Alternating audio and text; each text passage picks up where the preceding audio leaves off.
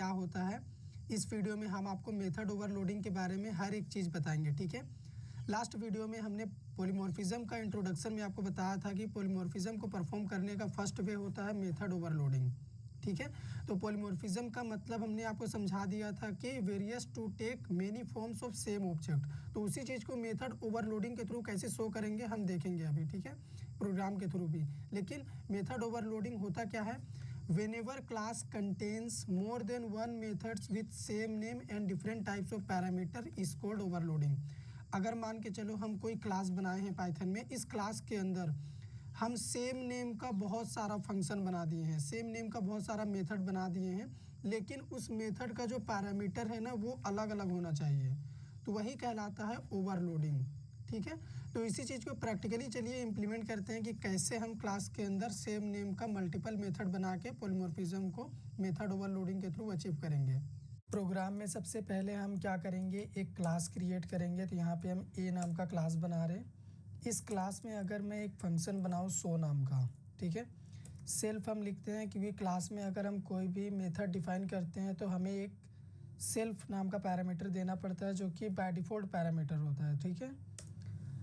अब हम क्या कर रहे हैं, मान लो इसके अंदर हम एक मैसेज प्रिंट कर रहे हैं। इस फंक्शन के अंदर मैंने लिखा वेलकम, ठीक है, जस्ट नॉर्मल मैसेज हमने शो किया।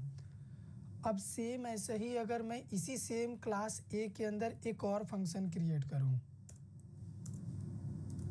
मैंने शो नाम का किया और अभी मैं चाहता हूं इसमें एक पैरामीटर भी मैं पास करूं फर्स्ट नेम नाम का, और उसमें मैं कोई वैल्यू पास करूंगा जब प्रोग्राम रन करेगा, ठीक है, और उसको फिर हम यहाँ पे प्रिंट कर देंगे। ये हो गया हमारा फर्स्ट काम। यहाँ पे इंडेंटेशन मेंटेन करना पड़ेगा, नहीं तो एरर थ्रो करेगा। अब हम क्या कर रहे हैं, हम एक और सेम नाम का ही फंक्शन क्रिएट कर रहे हैं,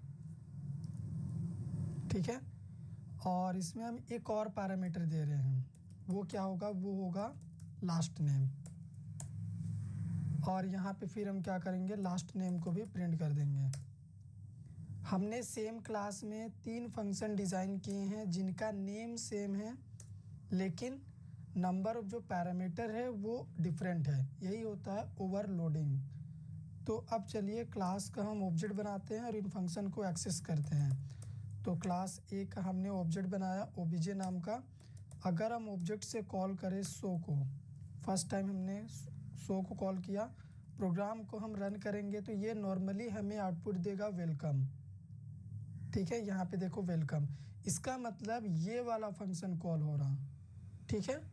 ये दोनों कैसे कॉल होंगे, उनको कॉल करने के लिए हमें फिर से लिखना पड़ेगा ऑब्जेक्ट के साथ शो, और अभी हमें एक वैल्यू पास करना पड़ेगा। जैसे यहाँ पे वैल्यू हम पास कर रहे हैं एक अंकुश, हमने एक वैल्यू पास किया तो अभी ये सेकेंड वाला फंक्शन कॉल होगा, मैसेज आएगा वेलकम अंकुश। यहाँ पे एक एरर थ्रो कर दिया है हमें, name first name is not defined. Program को हम सेव करते हैं पहले और इसको रन करते हैं। तो यहाँ पे देखो वेलकम अंकुश प्रिंट हो चुका है, ठीक है। अब अगर मान लो मुझे इस फंक्शन को कॉल करना हुआ तो मुझे क्या करना पड़ेगा, मुझे फिर से ऑब्जेक्ट के साथ फंक्शन को कॉल करना पड़ेगा, सेम फंक्शन शो को, और अभी मुझे 2 वैल्यू पास करना पड़ेगा।